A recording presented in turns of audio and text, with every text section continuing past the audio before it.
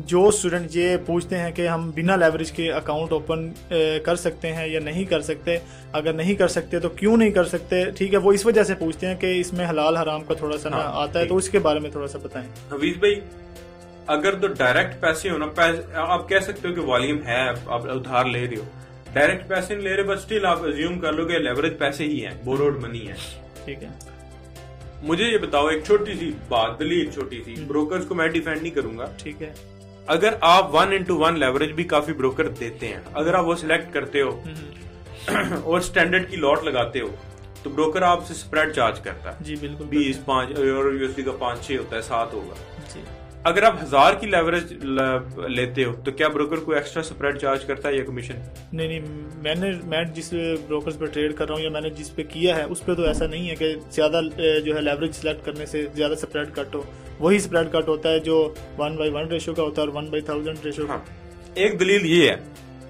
लेकिन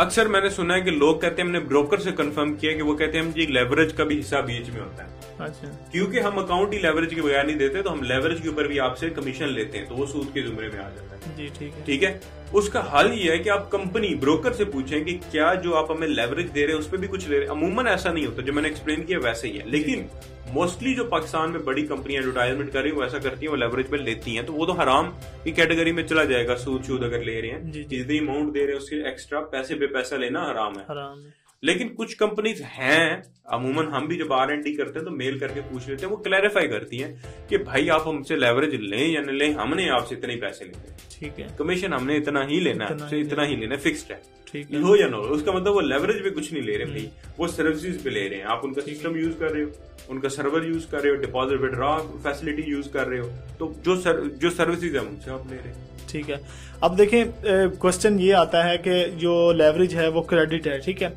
अब मैं भी उनसे क्वेश्चन करता हूं कि अब देखें, हम फिजिकली देखें, बैंक से लोन वगैरह या क्रेडिट लेते हैं, ठीक है, अगर वो हम लॉस कर देते हैं या कहीं यूज कर लेते हैं तो हम बैंक को देते हैं वापस, ठीक है। अब लेवरेज का ऐसा नहीं है कि फॉर एग्जांपल हमने लेवरेज जितनी भी सिलेक्ट की है, हमारा अकाउंट वॉश हो गया तो ब्रोकर हमसे वो चार्ज नहीं करता, तो इसका मतलब है वो क्रेडिट नहीं है, इस तरह। क्रेडिट तो क्रेडिट है, डायरेक्टली आप क्रेडिट नहीं कह सकते, वो आपको ना एक्सेस दे रहा है, जी ठीक है। आप अंदाजा लगा लें यार, आप शिप पूरी नहीं भेज सकते, पूरी शिप खरीद के नहीं, आप कहते यार मेरा तो इतना वॉल्यूम ही नहीं है, ब्रोकर कहता है यार शिप मेरी ले लो, अपना कंटेनर तुम इसमें रख लो, ठीक है, और कंटेनर ਤੁਹਾਡਾ ਢਾਣਾ है तो नुकसान ਤੁਹਾਨੂੰ होना है, हाँ जी यही है, ठीक है, क्योंकि ਤੁਸੀਂ कंटेनर ਨਾਲ छेड़छाड़ कर रहे हो, ਤੁਸੀਂ या ਗੱਡੀ ਲੈ के जा रहे हो, या एग्जांपल में दे रहे हो, हाँ जी बिल्कुल, कॉन्सेप्ट इसका लंबा है, समझाने में टाइम घंटा लग जाएगा, डिबेट को करना चाहते तो मोस्ट वेलकम हाजिर है, लेकिन लेवरेज पैसे ही हैं, बट वो ब्रोकर ये नहीं कह रहा ना कि भाई मैं आपको लॉस भी करने दूंगा, वो कह रहा है लॉस 1000 होएगा तो अकाउंट वॉश हो जाएगा, अगर वो कहे ना मैं लॉस भी $1,00,000 करने दूंगा तो फिर तो वो लॉस हो गया ना, देना भी पड़ेगा, लेकिन वो कह रही नहीं, वो क्लेम ही नहीं कर रहा, वो कह रहा है एक्सेस दे रहा हूं मैं मार्केट में, वॉल्यूम भी तुझे दे रहा हूँ, लेकिन लॉस तेरी इक्विटी होगी इससे, क्योंकि आप जब मार्जिन ज्यादा यूज करते हो, लॉटें बड़ी लगाते हो, अकाउंट जल्दी वॉश होता है, ठीक है ना, तो वो कह रहा है 1000 की बात है भाई, 1000 से ऊपर नहीं,